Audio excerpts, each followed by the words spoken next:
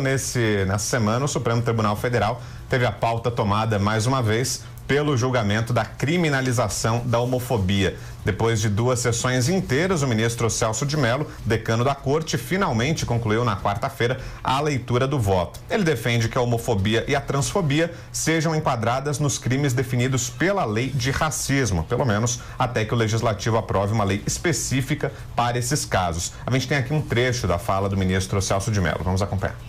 Os homossexuais, os transgêneros e demais integrantes do grupo LGBT têm a prerrogativa, como pessoas livres e iguais em dignidade e direitos, de receber a igual proteção das leis e do sistema político-jurídico instituído pela Constituição da República, mostrando-se arbitrário e inaceitável qualquer estatuto que por ação ou por omissão exclua, que discrimine, que fomente a intolerância, que estimule o desrespeito e que desiguale as pessoas em razão de sua orientação sexual ou em razão de sua identidade de gênero. Esse voto do decano Celso de Mello foi acompanhado por mais 3 ministros, Edson Fachin, Alexandre de Moraes e Luiz Roberto Barroso, com placar de 4-0 a favor dessa possibilidade de que a homofobia seja enquadrada nos crimes previstos pela lei contra o racismo. O julgamento foi interrompido e agora não tem data para ser retomado. Ô Caio, eu começo essa com você. O que é que você achou dessa solução encontrada pelo ministro Celso de Mello, colocando na lei de racismo os crimes de homofobia e transfobia? Na verdade, ele achou um meio termo, né, vamos dizer assim. Então, tava evidente que não dava para ser criado um novo tipo penal, né, até porque ativismo judicial tem limite, né, até para essa composição do STF que se subroga nos poderes legislativos, né, não sei com base em quê, mas o ponto é, do ponto de vista de mérito, faz sentido, porque a questão da orientação sexual é uma questão de liberdades individuais e, portanto, constitucional. Então, a discussão no mérito, ela é justa. E se você pegar, na verdade, são 2 artigos que a gente está falando. Na lei do crime racial, que se estende aí para outras formas de preconceito, como, por exemplo, por idade, para portadores de deficiência, cor, raça, etnia, origem. De todas as formas de preconceito, a única que não estava incluída aí era justamente aquelas relacionadas a gênero e sexualidade, tá? Então esse é o primeiro ponto. Ou seja, dentro desse rol de fobias e de preconceito, faltava esse que a gente vê infelizmente ainda muito presentes na sociedade. O mesmo vale para os crimes de injúria racial, então Código Penal, artigo 140, parágrafo 3º, a mesma lógica, né? Qual que é o ponto aí? O grande problema em relação à criminalização da homofobia é a elasticidade do conceito de homofobia, que abarca desde a piada até a qualificadora ou agravante de um crime contra a vida, né? Não é a mesma coisa. Esse é o primeiro problema, a elasticidade do conceito de homofobia que não está clara. O segundo ponto é a interação, certo? Dessa tutela da dignidade da pessoa humana que está dentro dessa comunidade LGBT, certo? Junto com outro direito, outro preceito fundamental, que é a liberdade religiosa.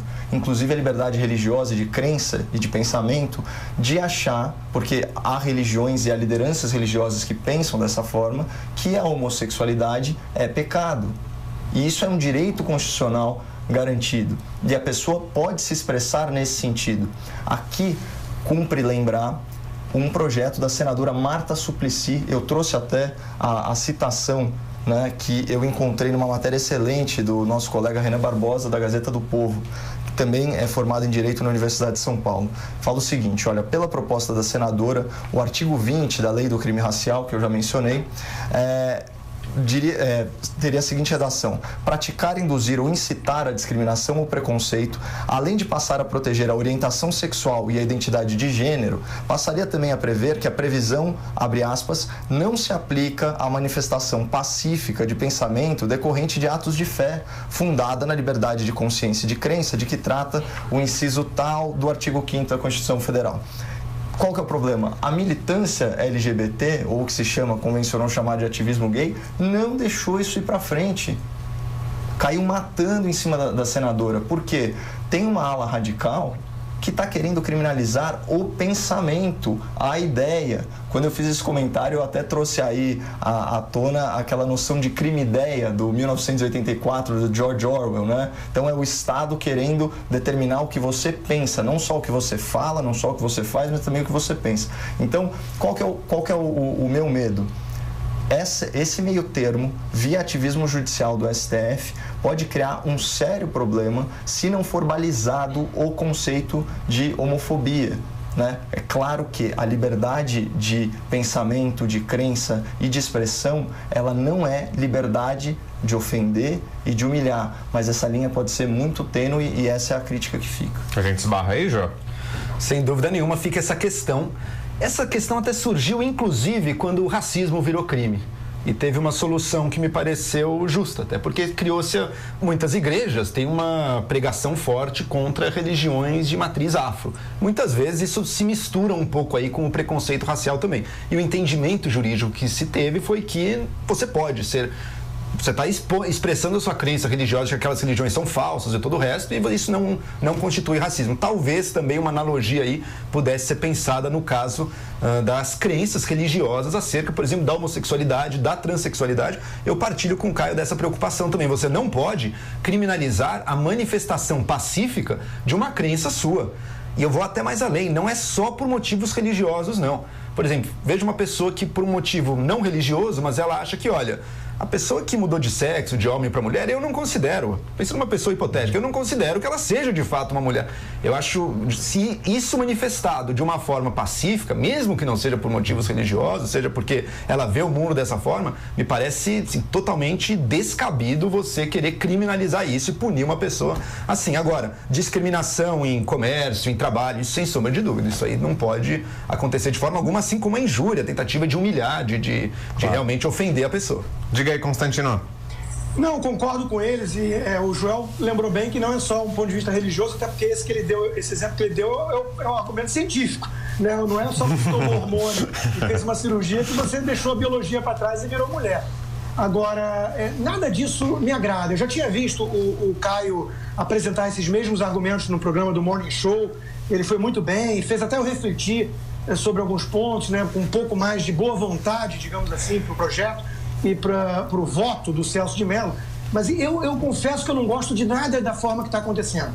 Eu não gosto do ativismo LGBT, eu acho que ele é prejudicial, inclusive, às minorias, aos próprios gays, por politizar demais e por vender demais uma mentalidade que inclusive é estereotipada do gay, né, do homossexual. Eu não gosto da ideia de censura, do crime-ideia e de você amanhã estar... falando o seguinte, não, o cara pode trazer até a opinião religiosa dele, desde que quietinho na sala dele, no cantinho dele, na casa dele. Não, pera lá, ela tem direito de manifestar, e você misturar raça com homossexualidade também é outra coisa que eu não gosto nada. Eu não gosto sequer do conceito de raça humana, né? Mas vamos lá, mesmo que a gente aceite que o ser humano é dividido em raças, isso é uma coisa inata. Agora, a homossexualidade é um comportamento. Você pode achar, por exemplo, que deve condenar publicamente comportamentos sexuais entre heterossexuais. A promiscuidade, por exemplo. Então, não tem nada a ver com raça, é uma questão de comportamento. O sujeito tem o direito de achar que é pecaminoso um homem beijar outro homem. Quer dizer, isso é uma opinião dele. Então, essa ideia de ativismo judiciário, legislar sem voto, legislar sem representatividade política, que é o que tem feito o STF, e demais... Tem um lá dentro, em especial, né? O Barroso, que esse aí, ele acha que ele tem 100 milhões de votos nas cortes. Né? Ele quer ser um ditador, quase. Né? Ele se vê como um cruzado, ungido, esclarecido em prol, numa luta contra os bárbaros alienados. tacanhos e reacionários, né? Então, ele não entende que o papel do Supremo é de guardião da Constituição, ele e outros. Então, eu não gosto do ativismo, eu não gosto da confusão entre racismo e condenar comportamento homossexual, eu não gosto do movimento LGBT partindo para censura e amanhã criminalizando piadas, gerando um ambiente de patrulha. E eu concordo com ambos, acho que foi mais até o Caio que trouxe, a liberdade de expressão não é a liberdade de ofender. Mas a linha não só é tênue e a região é cinzenta, como a gente está caminhando cada vez mais para uma mistura absolutamente tóxica que acha que qualquer coisa é ofensa. Você também tem que entender o seguinte, você não tem o direito de não se sentir ofendido com nada. Ninguém disse que esse direito seu existe. Eu me sinto ofendido com quem criticar liberais. Não, paciência. Então, hoje nós vivemos numa época de microagressões, lugares seguros em universidades, os pais helicópteros que protegem e superprotegem os filhos, que vão brigar com o professor, porque o professor chamou a atenção do filho, porque o filho é vagabundo ou é desobediente em sala de aula. Você vive num ambiente onde tudo passou a ser micro-ofensa. Quer dizer, islamofobia, outro termo para a gente pegar um gancho aí e traçar um paralelo com a homofobia, outro termo vago, elástico. O que é a islamofobia na prática hoje? Segundo alguns islâmicos que querem levar mais esclarecimento para a religião deles, é criticar o Islã. Se você falar que Islã significa submissão, se você falar que Maomé praticava certos atos militares violentos ou pedófilos, que seja, você é um islamofóbico. Você não pode mais criticar a religião. Você pode criticar só o cristianismo. Isso aí pode e deve, na opinião dos progressistas. Mas se você criticar o Islã, você é um islamofóbico. É por aí que a gente caminha na questão da homofobia. Se você criticar o comportamento homossexual, mesmo que, digamos, promíscuo, como o de um Foucault da vida, você é um homofóbico? Essa é a questão que fica. Fala, João. Eu gostaria de pontuar que, apesar dessas colocações, e me parecem sensatas, que foram levantadas aqui pelo Caio, algumas do Rodrigo, que são válidas, algumas preocupações válidas com o escopo que terá uma lei dessas, ao mesmo tempo dá um alívio de que, pelo menos no Supremo, a gente tem uma voz de defesa dos direitos de uma minoria, que a gente sabe que a realidade do Brasil não é que nossos homossexuais estão oprimindo, estão botando na cadeia, muito pelo contrário. Recebem violência, às vezes, apenas por manifestar seu afeto nas ruas, que são alvo de violência moral e simbólica constante, que são, assim, um objeto máximo de repúdio, que o presidente da República, no passado, disse que a cura para isso é encher de porrada. Então é bom que ao menos haja alguma instância aí da sociedade, das instituições brasileiras que esteja pensando, não, peraí, por mais que sejam malucas e preconceituosas e cheias de ódio as posições de muitas pessoas no governo federal e que contam, a gente sabe, com o apoio de grande parte da população, a gente está aqui para ser um esteio, para ser uma defesa dos direitos fundamentais da pessoa, que incluem, sim, poder vivenciar sua sexualidade, a sua vida afetiva de maneira livre e de acordo com a sua orientação. Mas Joel, agredir na rua já é crime. Qualquer um que for agredido pode ir para a justiça. Sim, Rodrigo, claro, claro. Vai divulgar uma reportagem na semana agora que vem, mostrando que vários desses casos supostamente de homofobia não envolvem homofobia. Tem um caso lá de atropelamento. Será que o cara atropelou a mulher porque ela era lésbica? Como é que ele sabia? Então, bom, no Brasil, mais de 90% dos homicídios sequer são solucionados. Aí eles levantam o número lá do grupo gay da Bahia, 400 e tantos casos de assassinato. Bom, no Brasil se mata muito, em geral, sem distinção, sem preconceito, 60 e tantos mil.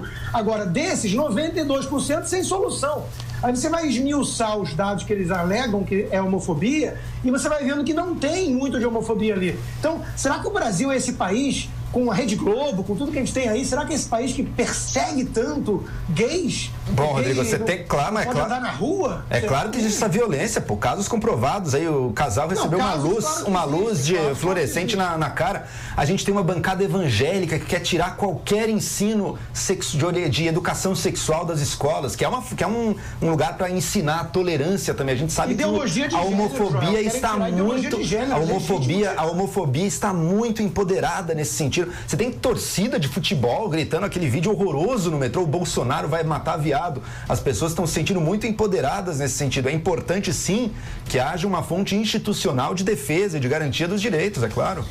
Por outro lado, você gera o que a gente viu aqui nos Estados Unidos, que só se fala nisso essa semana, o caso de um negro gay, um ator do Empire chamado Jussie Smollett, que simulou uma agressão supostamente de simpatizantes do Trump, porque ele sabia que esse vitimismo vende bem no meio progressista. E a imprensa e o Partido Democrata mergulharam de cabeça numa história sem pé nem cabeça, que desde o início estava com cheiro de farsa. Por quê? Porque a narrativa se encaixa muito bem nesse vitimismo. Eu não estou negando que existam homofóbicos, né? Eu estou negando que o Brasil seja um país eminentemente homofóbico ou perigoso para gays. Não acho que é o pior do mundo, sem sombra de dúvida, mas que isso existe, o sentimento existe, que está empoderado agora também, não tenho a menor dúvida.